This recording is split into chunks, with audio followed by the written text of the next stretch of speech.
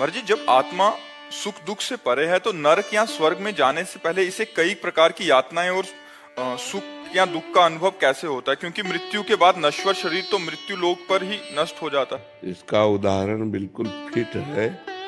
जब आप सैया पे सोए होते हो तो स्थूल शरीर सोया होता है ना, तो स्वप्न में जो सुख दुख होते हैं ना, लेकिन नहीं होते, लेकिन अनुभव में आते हैं ना। स्थूल शरीर तो पड़ा रहता है। सूक्ष्म शरीर से आप जब स्वप्न देखते हैं तो स्वाप्निक जो सुख दुख होते हैं वो अनुभव में आता है ना। ऐसे स्थूल शरीर तो जल जाता है, लेकिन सूक्ष्म शरीर जाता है। आत्मा एक प्रकाश है, आत्मा एक पावर है। आत्मा कोई व्यक्ति नहीं है, वो पावर है।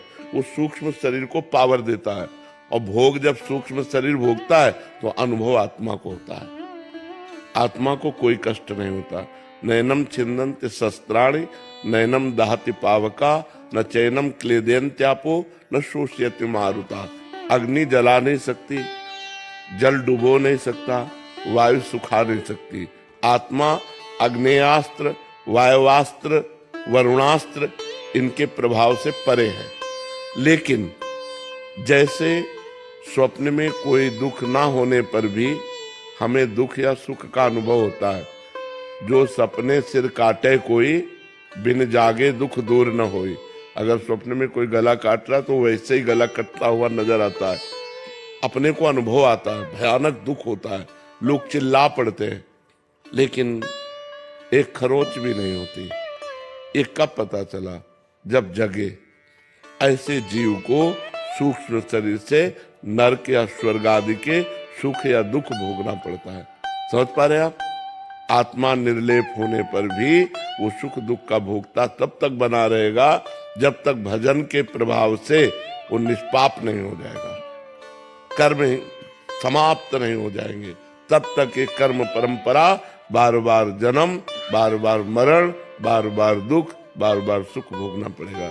इसीलिए अध्यात्म शास्त्र है कि हम अध्यात्म गुरु बनाएं, उनके अनुसार उपासना करें, तो इस पापों से मुक्त होकर हम भगवान को प्राप्त हो जाएं।